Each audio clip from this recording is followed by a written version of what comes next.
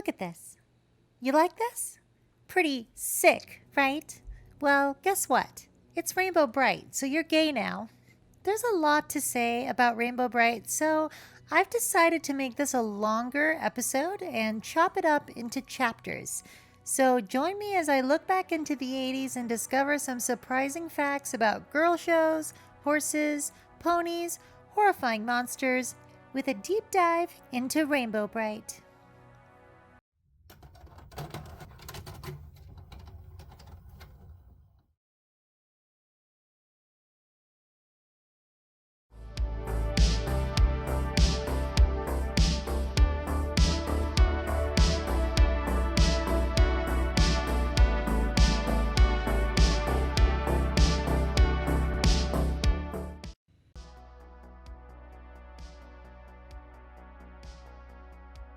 In the world of retro animation, there are a lot of incredible works of art which hybridized Western storytelling and design philosophies with Japanese and Korean animation. Many of these works were as pivotal in establishing the Western fascination with anime as, well, anime. In light of that, I'm going to start with a bold claim. Rainbow Brite is anime. Yes, that obnoxious, girly product tie-in of a franchise was animated in Japan like many other 80s cartoons. The Rainbow Brite series is comprised of a single-season animated series and a movie, Rainbow Brite and the Star Stealer. It was produced by none other than Hallmark. You know, Hallmark, the people known for pumping out holiday wallpaper movies. You might be surprised by this, but they got their start making something called greeting cards, which were made of something called paper and would be sent through something called the mail. They accomplished what a text can never do. They placed an actual physical representation of your words and emotions in someone's hands. You might be surprised to learn that a greeting card company made a cartoon, but this was happening left and right in the 80s. In fact, it still happens now. Don't believe me? In addition to Rainbow Brite, Hallmark was responsible for the Shirt Tales and the Timeless Tales series. Quite right. Are you satisfied, Your Majesty? Oh, completely. Rainbow Brite and Friends got their start as a series of greeting cards with characters originally designed by Gigi Santiago. Meanwhile, those characters from Cleveland, aka Cloud Co., a subsidiary of American Greetings, is responsible for... Wow. Okay, they've been busy. Anyway, Hallmark knew what they were doing because they commissioned Canadian studio Deke.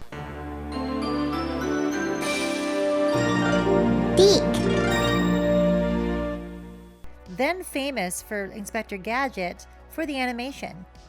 The music for the film and TV series was composed by Chaim Saban and Shuki Levy, two legendary composers who basically took over the world in the late 80s and early 90s when they adapted Japanese productions for a Western market, including gems like The Adventures of the Little Mermaid and the ubiquitous Power Rangers. And a personal favorite of mine, Grimm's Fairy Tale Classics. The directors of the animated series were, are you ready for this? Bruno Bianchi of Inspector Gadget fame, and Osamu Dezaki, who directed everything from The Rose of Versailles to Space Adventure Cobra and the subject of our very first episode of Furry Found Footage, Sweetsy. There was one more director, but I'm going to save his name for a little later. For now, think about the DNA in Rainbow Brite. A little Saban, some Gadget, a few petals of The Rose of Versailles, and horse magic brought by the third director you'll hear about a little later. Rainbow Brite was a hit for both Hallmark and Mattel, who gained the toy production rights. After appearing atop a Starlight stand-in in the 1984 Macy's Thanksgiving Day Parade, she had a full float in the 1985 parade, a day which was apparently quite rainy. Hi, everybody! Oh, Starlight, look at all these happy people! Think about how it must have felt to be suffering a rainy day during this once-a-year event, and then boom! Rainbow Brite bursts out singing about making the world a better place with rainbows. Awesome. Without further ado, let's jump into our next chapter about Rainbow Brite.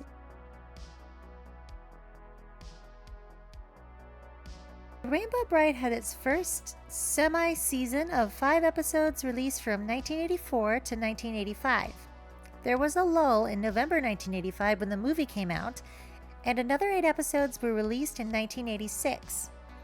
There are actually way fewer episodes of the show than I expected there to be when I first started researching. and I'm a little sad that they didn't end up making more. But let's go ahead and take a look at some of the characters, shall we? Rainbow Brite herself is fascinating. Her appearance does not belie her origins, really.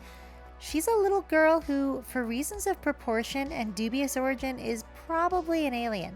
I mean, just look at her next to this human child. Something's up.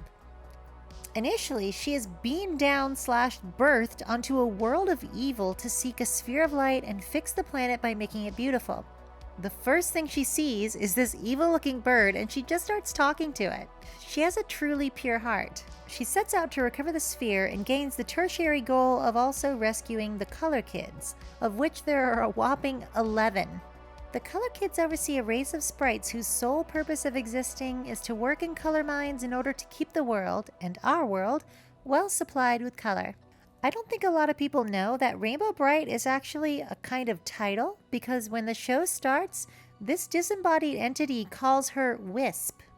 The same entity bestows upon her the title of Rainbow Brite after she has saved the Color Kids and located the Sphere of Light, which is actually this magic baby. Rainbow Brite is kind of the embodiment of the phrase do no harm and take no shit, because she approaches every situation as a boss. She commands the Color Kids, the sprites, yet she also treats them like equals. She's also always running headlong into danger and then being like, danger what? You even need somebody to tell you which way to run! Some of us aren't used to running away! I guess because I didn't grow up with the series, I expected it to be the stereotype of the way people talk about shows like this. Everyone's just sitting around playing patty cake and sniffing flowers. No, there is some action in this show. Now, Rainbow Brite was voiced by Bettina Bush, the actress, singer, and voice actor who also portrayed Megan from the original My Little Pony series.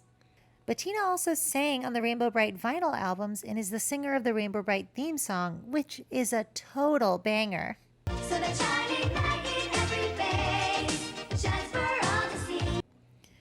Her father, Charles V. Bush, was the first black page for the Supreme Court and the first black graduate of the U.S. Air Force Academy. Bettina is still working and spreading joy with a podcast about motherhood and all kinds of other things. Definitely read up on her. According to an interview she did for the 5 Count radio show in 2021, Bettina sang the Rainbow Brite songs for her kids as lullabies and truly loves how fans keep the spirit of the show alive. How heartwarming is that? Now, you may have been asking yourself, Orlina, why are you talking about Rainbow Brite on Furry found footage? Well, it's because of Starlight, a horse who can talk. Talk? I'm Starlight, the most wonderful horse in the universe. Of course I can talk. Rainbow Brite discovers him frozen, but she can feel his heart beating through the ice. Nice detail. As you can see, he's a normal colored horse at first. When Rainbow Brite defeats the King of Shadows at the end of the 2-part series premiere, he gains his gorgeous rainbow mane and the star on his nose. That's right, he was that vain before he got his iconic rainbow mane and tail. I can't get enough of this guy. Everything out of his mouth is either advice or egotistical self-love, but he always backs it up. He's a rare archetype in that sense. Usually excessively vain characters have to be punished by the narrative, either because they've oversold their abilities or things don't work out for them, but not Starlight. While it does occasionally happen, he gets away with a lot. Of course I'm going to win. I'm amazed any other horses even bothered to enter. He is a total bitch, and I love him for it. In addition to talking, Starlight's main feature is his incredible athleticism.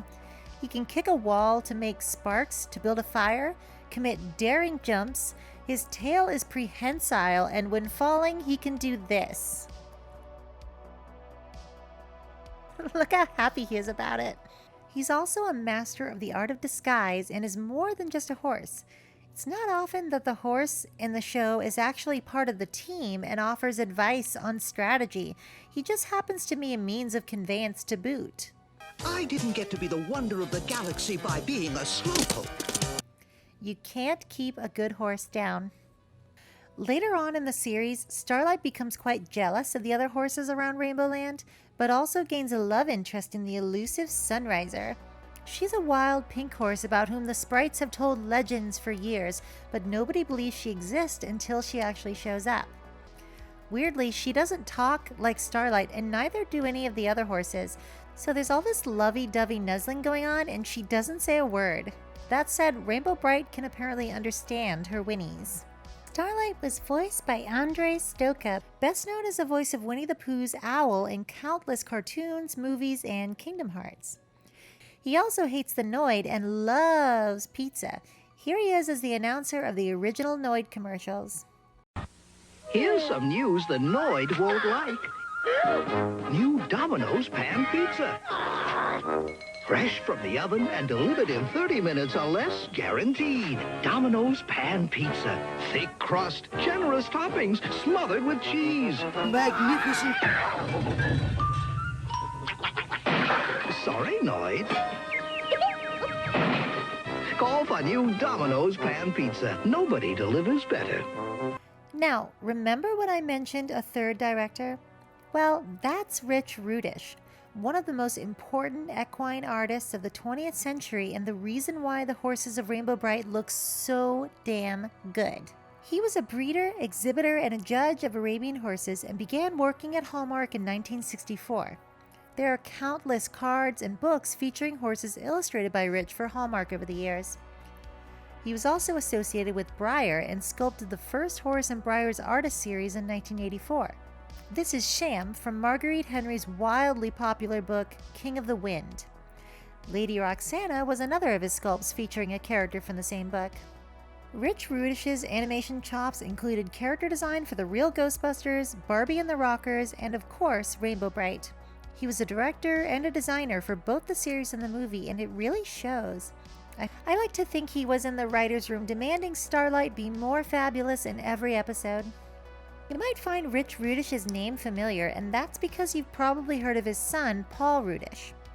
Paul did storyboards for the first season of Batman the Animated Series, was responsible for a bevy of pivotal 90s character designs, developed the modern animated Mickey Mouse series, and did development art for the first and second season openers of My Little Pony Friendship is Magic. I think it's remarkably beautiful to see this passion inherited and this creativity moving from father to son. Paul's work on My Little Pony must have been very emotional for him, thinking of his father's relationship with horses and equine art. I found an interview from Chibi Channel where he mentions his father. Check out this clip. My dad was an illustrator for Hallmark cards for a long time.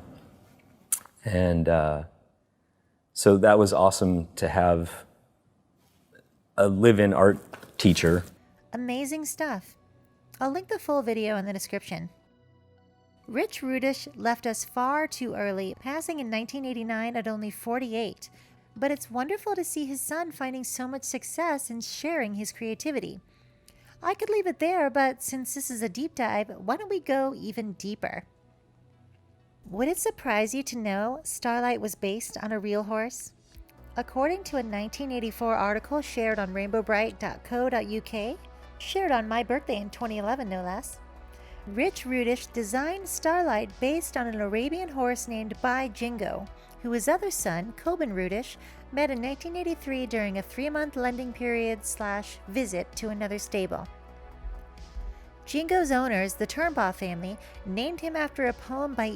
E. Cummings, a poet and pacifist imprisoned for his anti-war stance during World War I. Unfortunately, he later became a staunch McCarthy supporter, which, come on, man. He also had poems containing derogatory slurs, but was on the record as saying the meaning of these was to show how slurs cause people to see others as stereotypes instead of individuals. Jingo himself was by all accounts a fun-loving, impish, English pleasure ribbon winner, and apparently a very kind and helpful horse. You can read a lot more about him in the article linked in the description below. While at the stable under the care of the 8-year-old Coben Rudish, Rich, noticed by Jingo, referred to by the Turnbaughs as Uncle Jingo since he traveled to horse shows with his nephews. Yes, horses have nephews. The 1984 article's writer, Agnes Aggie Turnbaugh, says of Rich that, quote, his artistic eye and knowledge of horses has made him one of the most sought-after judges in the Arabian division of the American Horse Shows Association. Jingo's form and fun-loving nature caught that artistic eye of his and became the inspiration for Starlight. He even signed one of his original ink drawings of Starlight and dedicated it, quote, just for Jingo. Aggie Turnbaugh said in a 2007 article that even the witch's knots Jingo always had, which occur when mane hair ties itself in knots, were carried over into Starlight's design. When production on Rainbow Brite began, Rich moved from Kansas City, Missouri, where Hallmark was based, to California, and the rest is history. Jingo's grandsire, Nizam, was said by Aggie Turnbaugh to be, quote, the artist's ideal of the Arabian horse. That's some pedigree Starlight has. Apparently, Nizam sired something like 150 Arabian horses and is big in the bloodline. Aggie is no longer with us as of 2017, and Jingo passed in 2002 at the age of 34, which is a fine age for a horse. But I am really dumbstruck by the thought that he will live on eternally in Starlight, the most magnificent horse in the universe. They knew this in 1984 during the debut of Rainbow Brite, and I hope you, viewer, carry this knowledge with you too. Hold your horses. I have something in my eye. Thanks for staying with me through that history lesson. Shall we move on to the next character? Twink is the chief sprite, one of the many side characters meant to be a plushie, but he represents an important step in the apparently eternal process of bringing color to the world. Namely, he and his ilk, known as sprites, mine corresponding color crystals from nearby caves. I get that their ecosystem is perfect and pedantic overanalysis is the poison of cartoon review, but is it not odd that they do nothing but work and just love it? They are shown to have days off, but I hope they get sick leave and so on. In fact, I hope they have a union. Originally, Twink was red, but in the series premiere, Murky drains him of his color, which I find to be pretty metal. I can't think of a more obvious metaphor than a villain draining a Twink of color and forcing him to live a dull, lifeless existence. Oxford dictionaries claim our modern association of the word twink originated in the 1970s. Just food for thought. Anyway, Twink is the only sprite who can talk, which is something he has in common with Starlight. All the other sprites just babble nonsensically.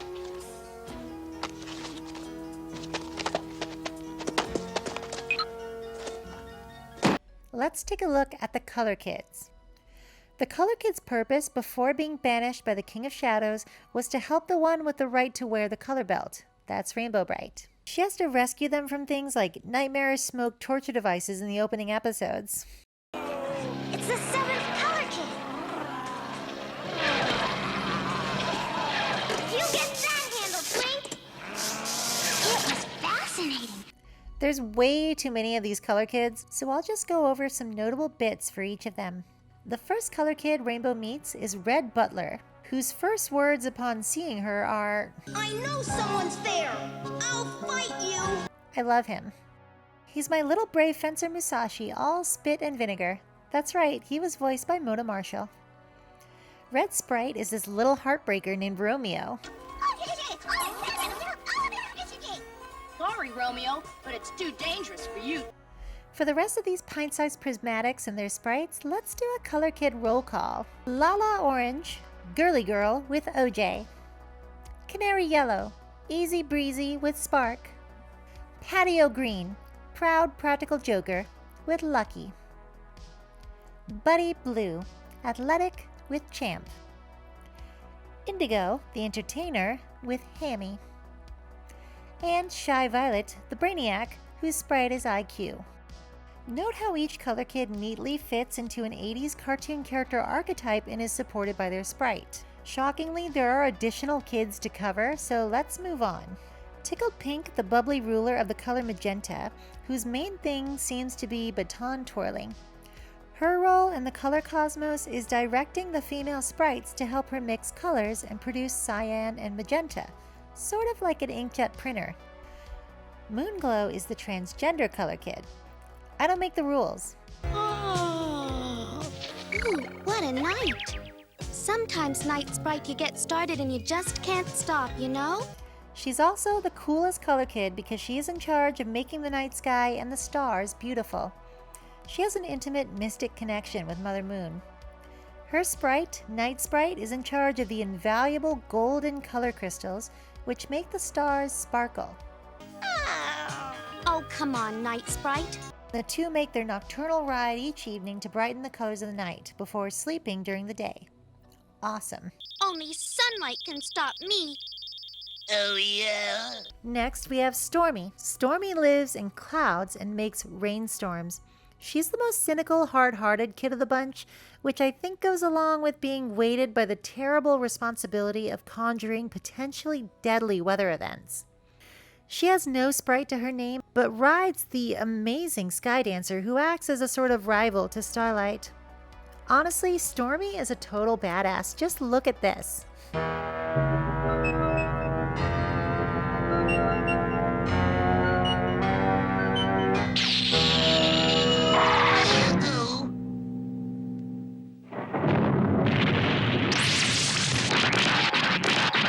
As I mentioned before, Sunriser is a wild mare living in the mountains of Rainbow Land, and she was added as a girlfriend for Starlight in 1986. She was also designed, of course, by Rich Rudish. Amazingly, her model was another purebred Arabian, Mia, pictured here. According to the now defunct RainbowBrite.com, Sunriser was the horse responsible for waking up the sun in the morning. As I mentioned before, she can't speak, but Rainbow Brite can understand her. Starlight? Well, let's go. I think she wants to take you herself. She never let anybody ride her before. You get the others and follow us. During an episode in which villain Murky captures Starlight, it's Sunriser who saves the day. And just look at what Starlight says the second he sees her.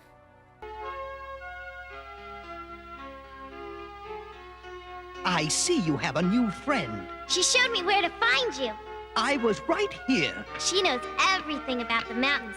Isn't she wonderful? She's wild. She'd never pitch in to help. Starlight, she rescued you. What a prince. He runs off pouting.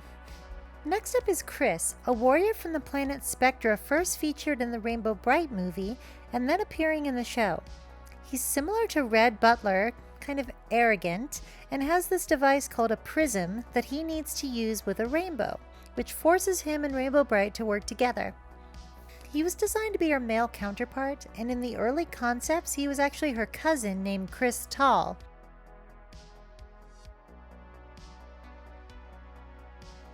Chris has this awesome horse robot called Onyx. He has this cute computer voice performed by Pat Freely, the voice of Marshall Bravestar, among many, many others. Danger. All right, I am Onyx. Push button.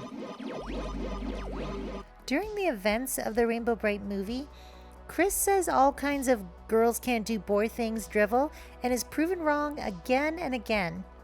Rainbow Brite is kind of like the Terminator, always running headlong into danger, incapable of feeling fear. How dumb can a girl get? In fact, Chris's feelings come from perhaps a fear of coming up short when compared to her. And in the film, he even feels the need to prove himself to her. Rainbow, we can't! Go back if you want to!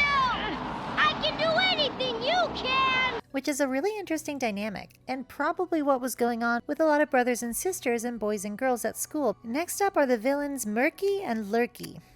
Murky Dismal, aka Goth Mario, is a putz with a tragic backstory who makes plans to turn everything, well, murky. His partner, Lurky, runs these plans with his exceptional clumsiness. Lurky's face reminds me of Kilroy was here. Murky is a total lost cause, but Lurky actually shows some genuine kindness and enjoyment of colors all the time, and seems to be following orders just because he's friends with Murky. By the way, Lurky is also a Pat Freely character. Maybe he wants a drink, Murky. He'll get his drink. Now, Peter Cullen, Optimus Prime, shows his broad range here by voicing Murky, who does double duty as a source of villainy and bumbling comedy. Bumbler is a classic type of villain, and Murky practically defines it. He usually gets between 40 and 60% of his plan completed before being foiled. He lives in this frightening laboratory in an area of Rainbow Land called the Pits, which apparently was not brightened with color by Rainbow Brite's restoring color to the world in the series opener. His goal is to steal Rainbow Brite's magical color belt and, quote, cheer people down by making everyone miserable. Interestingly, despite how goofy he's presented, the color kids and sprites are legitimately afraid of him. What are you doing in my house? His house?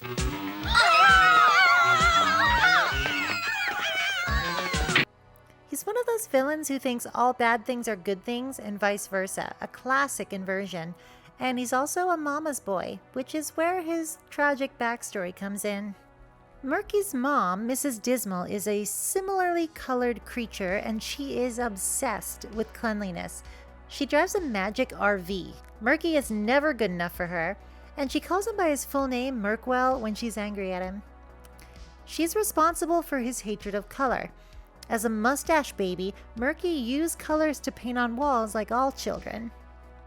When Mother of the Year over here discovers it, she screams, knocks a table and chair out of the way, and raises a fist at him.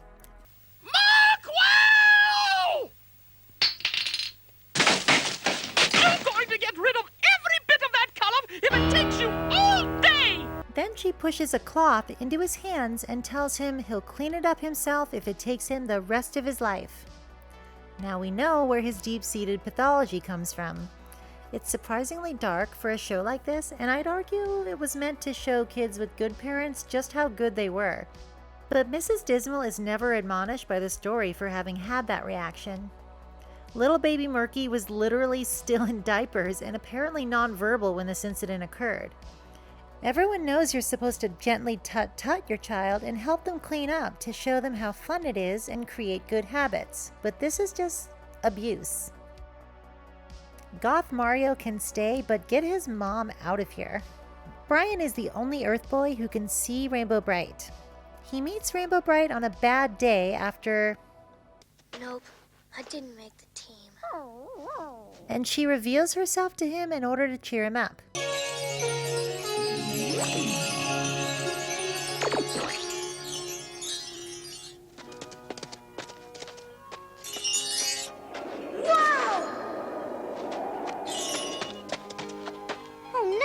He wasn't supposed to walk right into it. He pops up throughout the series to help Rainbow Brite foil one of the villain's evil plans, and then appears again in the movies seeking her help. He has a rivalry with Red Butler during one visit to Rainbow Land, and their bickering feels really realistic compared to the little boys I knew growing up. We've got to make it through the rapids, Red. Right. We've got to find a way to rescue Rainbow. This whole thing's my fault for trying to prove I'm as good as you. She wouldn't have been captured if you were guarding her. Right. We don't have to agree on everything. Look out! I want to take a second to show you guys a supercut of some of the various monsters and creatures populating Rainbow Land and the barren hellscape it was before Wisp arrived to fix it. So check this out.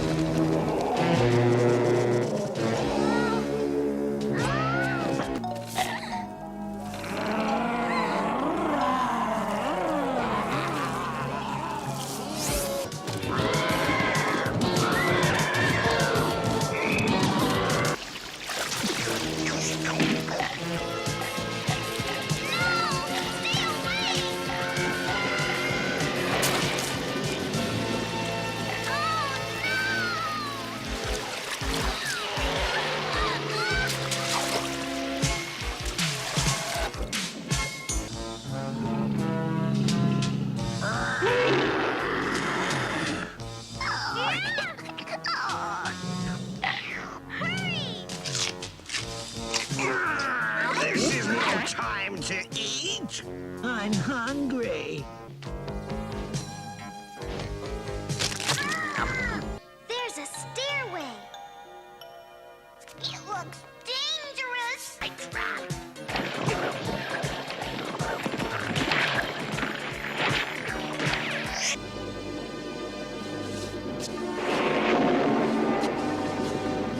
Yes, from the King of Shadows to a two-headed dragon that flops around like a Muppet and a horrifying Goetia goat demon set loose upon the world, I have no shortage of wonderful creatures here in Rainbow Brite Land.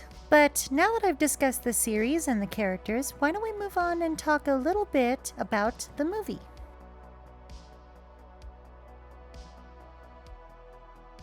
Rainbow Brite and the Star Stealer opens on this incredible background painting I would absolutely put on the wall. In fact, the first character we see and hear in this Rainbow Brite movie is not Rainbow Brite. It's the Dark Princess, a villain after my own heart. I swear I designed my look before seeing this movie, but are we not one and the same? Let me take a moment to talk about the princess who shows up in the last episode of the animated series to enjoy the blessing of being double canon. She's a bitch with style, and everyone knows a bitch with style gets away with it. I've come to your world because my diamond finder says there are diamonds here. She sits around for most of the film, stroking this big gem like it's a living pet in a clever inversion of the villain pet trope. There's some things you can't have. Don't yell. You're frightening him. There now. It's all right. Everything's all right. And the rest of the film yelling at people. I just love how her expressions are animated, and we even get her capering around in her nightdress. Go away!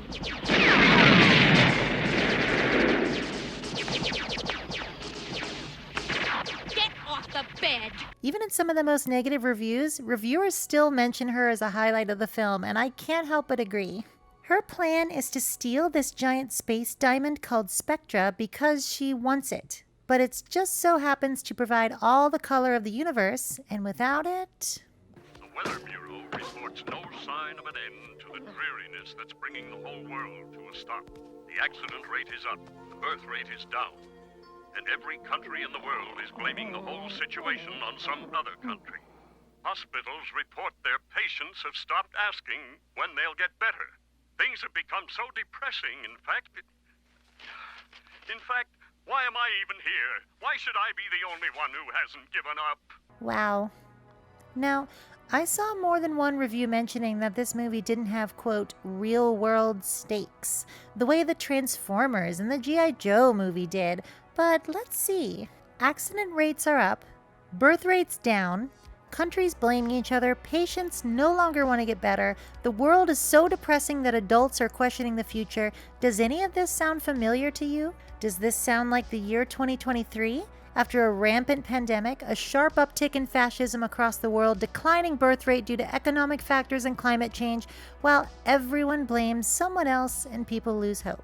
My dear audience, the stakes in Rainbow Brite could not be more dire or more real. Clearly, some people just tune out when they watch movies and then go write a bad review about a movie they wanted to hate on from the beginning. This is the beauty of many 80s cartoons, finding the prescient and the timeless struggle of humanity repeated through history, hearing older generations voice some of the same concerns, and yet, what's been done since then? Have we improved our lot yet?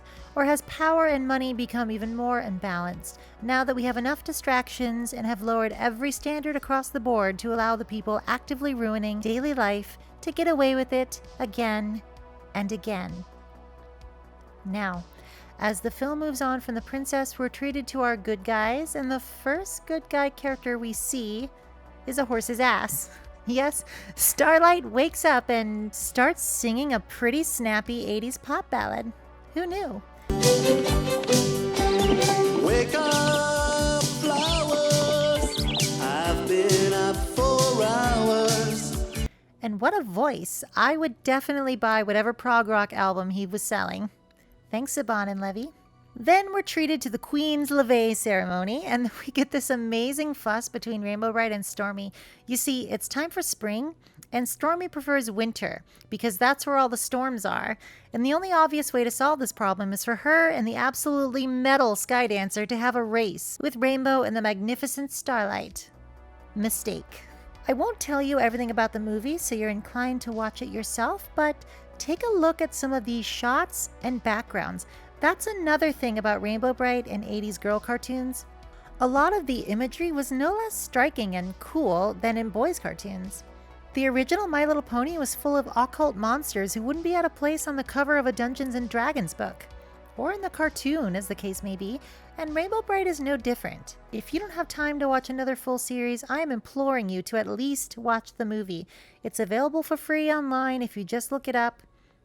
Go for it. You won't be disappointed.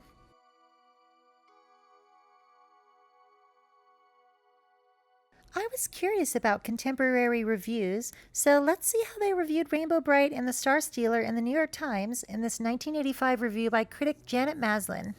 Rainbow Brite and the Star Stealer isn't a movie, it's a marketing tool. Presented by Hallmark Properties to sell a line of Hallmark products, it tells of a snub-nosed, big-eyed girl named Rainbow Brite and her efforts to bring joy and color to the universe. As a matter of fact, this film has rainbows everywhere. I stopped counting at 247 or so. Rainbow Brite, which opens today at neighborhood theaters, is sugary even for a children's film. Its plot concerns Rainbow Brite's fight with a mean, selfish princess who is by far the story's most refreshing character, and the heroic way in which Rainbow Brite saves the world from turning wintry. Scenes illustrating the latter threat are white, snowy, and plain. In view of the rest of the film's suffocating prettiness, they come as a great relief. Ouch. I would hate to see what Miss Maslin thinks of all the CGI fest going on nowadays if she's so concerned about suffocating prettiness. Out of curiosity, I also went to look at contemporary reviews for the Transformers movie. Here's some of a 1986 New York Times film review by critic Karen James. As the off-screen dynamics reveal, the Transformers, enormously popular toys that became a television cartoon, then an animated movie, are the latest fusion of commerce and childhood imagination. The Transformers the movie, which opened yesterday at the Criterion and other theaters, has, of course, a larger budget than the television shows and uses it to aim for a broader audience than Saturday morning cartoon viewers. The film moves faster, features a rock-style score, and has more complicated animation. Unlike most movie stars, though, the Transformers have off-screen lives and personalities that their fans will carry with them to the theater. Children have an advantage here, for they can project their playtime scenarios and the old friends and heroes in action on the screen, while parents may just wonder what the fuss is about. It's interesting that this reviewer acknowledges the toy tie-in, but with much fonder sentiment overall. Why is it that reviews, even evidently those by women, are so negative towards girls' cartoons? Is it bad if a girl goes to the theater and sees her playtime friend on the screen? Now, just to add a bit more robustness to this comparison, I looked up a 1986 review of the My Little Pony movie, also from the New York Times, and this comes from film critic Nina Darnton. She says, My Little Pony, a full-length animated film based on a pastel toy with a bushy tail, is probably the longest self-advertisement since the Care Bears. Both of these sticky sweet creations typify a new idea in marketing. Invent the toy, blitz the children with television commercials for it, maybe throw in a television special that shows the toy in action, and finally top it all off with a full-length cartoon movie that will sell the toy and the movie tickets all in one gooey package. The little ponies are like those pastel heart candies that have little messages on them such as, I love you. You can eat a few, but too many make you sick. Their world is so saccharine sweet. Interesting that both reviews of the girls' cartoons focus on how they're so sweet they're off-putting and are very negative about the marketing tie-ins. Remember, this was a world that, at the time, was flooded with Star Wars toys and tie-ins. But I guarantee you no film critics were looking at Return of the Jedi and saying, what is this marketing ploy? I looked at another contemporary review, this time of GoBot's Battle of the Rock Lords, ostensibly a boy property in the era of heavily gender-focused marketing, and found another 1986 New York Times review, this time from Stephen Holden, where he calls it an extended cartoon spin-off of a television series that features cute toy extraterrestrials who can change shape at will to become air and motor vehicles. True to Saturday morning cartoon tradition, GoBots is a jerky, semi-coherent series of chases, laser gun battles, and explosions with an allegorical plot about how no one can handle too much power. Again, this is not really a negative review, just realistic about the film's cartoon origins. It barely mentions the toys. So why is it that in both old and new reviews, when people are reviewing movies based on properties aimed at girls, they focus in on the marketing and the sweetness as negatives? But reviews of properties aimed at boys are not nearly as negative about the marketing and don't view the endless action sequences to be off-putting. Is it because of the U.S. military-industrial complex, which has so thoroughly hollowed out the brain of the average American consumer? Let's go to Rotten Tomatoes, shall we? Reviews for Rainbow Brite and the Star Stealer are quite low. But let's go and compare it to Transformers. The movie came out around the same time, about the same length, and both feature the delightful Peter Cullen, but for some reason the reviews are much better for the Transformers movie.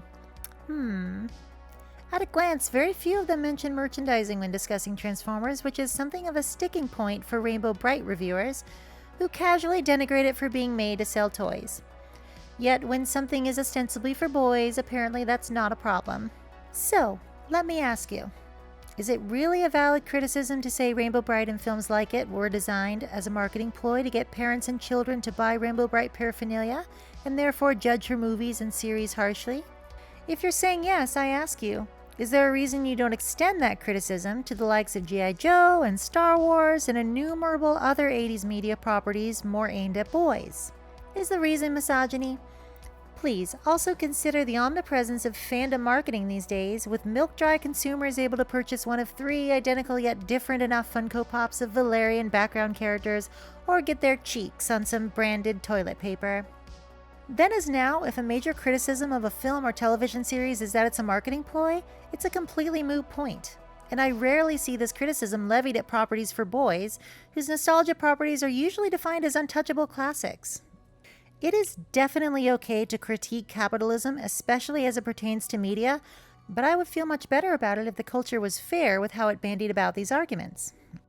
So, just as a reminder, all films are marketing ploys of some form or another, some more insidious than others. These supplies will bring the spirit of Ring Raiders into every aspect of your life. Oh, yeah! And it's simply wearing blinders to punish Rainbow Brite for something Star Wars wrote the book on. I'm not quite old enough to have enjoyed Rainbow Brite growing up, but it's easy to see why it's such a touchstone for so many people even today. A lot of people seem to think cartoons aimed at girls were substance-free, but Rainbow Brite was quite groundbreaking in how it approached its appreciation of color and the danger of those seeking to drain the color away. It used a bold, brave little girl to inspire kids to appreciate the color and vibrance of life in spite of everything. And given what millennials and Gen Z have gone through already in their lives, we needed that way more than we needed another gun-toting muscle man fighting a clean, justified cartoon war. Just think of the sort of flag Rainbow Brite would fly. I think I know what side I want to be on.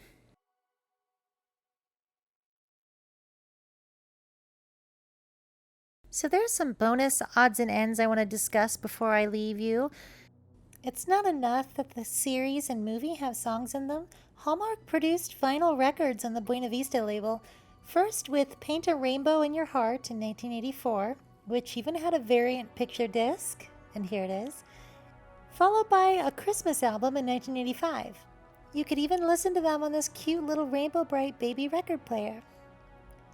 The song lyrics are generally feel-good pop, the sort of thing you listen to cheer yourself up. To my delight, both albums have a villain song from Murky and Lurky, although I should warn listeners that all the voices are different except Bettina, who surprised her producers by being able to sing, and I do mean sing. I feel the yellow sunshine warming my skin.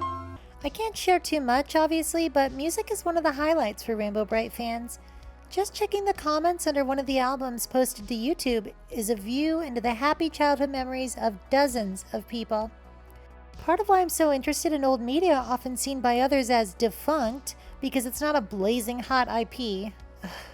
When did we start reducing everything to phrases like this? Is in the memories it can generate. I can't count how many times I've shared a clip and someone has told me it unlocked a memory of something they loved, maybe even something they shared with a family member or a friend, but haven't thought about in years or even decades. That's special. I get misty-eyed just thinking about it. In the press kit for Rainbow Brite and the Star Stealer, obtained from rainbowbrite.co.uk, thank you, there's a paper by Dr. Gordon L. Berry, a UCLA professor specializing in child development and the effects of media on children. One of the positives he mentions regarding the movie is that Rainbow Brite is a girl, a sensitive, brave, intelligent girl who is also a leader.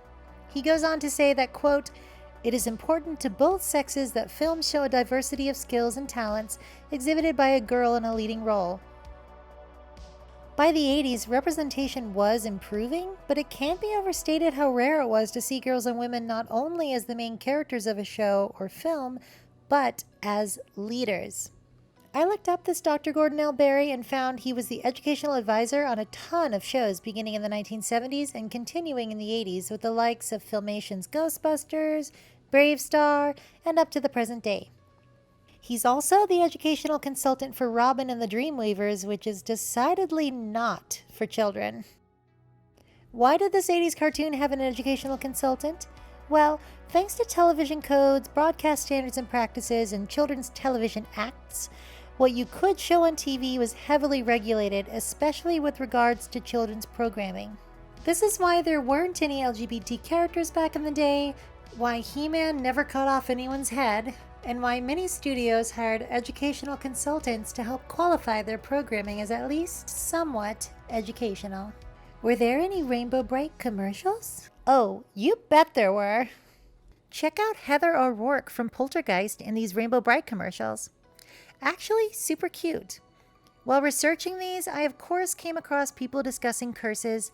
I hate that you can't go anywhere in fandom without hearing ghouls on videos and podcasts trafficking in cursed factoids about deceased child actors like there's some kind of collectible true crime card game. We should be able to appreciate a young artist's work without always needing to mention the circumstances of their being taken too soon.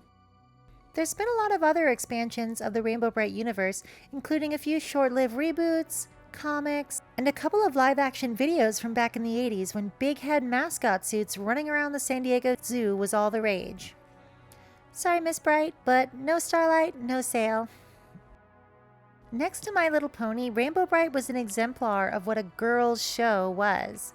But these same shows, dismissed by generations of male reviewers who always miss the point and even miss the content, have a lot more to offer. From the high fantasy antics of My Little Pony to the fantasy sci-fi spin of Rainbow Brite, there was never a shortage of thrilling action and character work in these shows. So what was the problem? Was it the presence of female characters? Of magical horses? Of cute side characters now de rigueur in every film and television property? Was it the fact that cynicism became a commodity around the same time that earnesty, the very thing making all this old media so compelling, died? I leave the final conclusion to you, dear viewer, but make no mistake, the murky gloom of cynicism is no replacement for the vibrant colors of sincerity.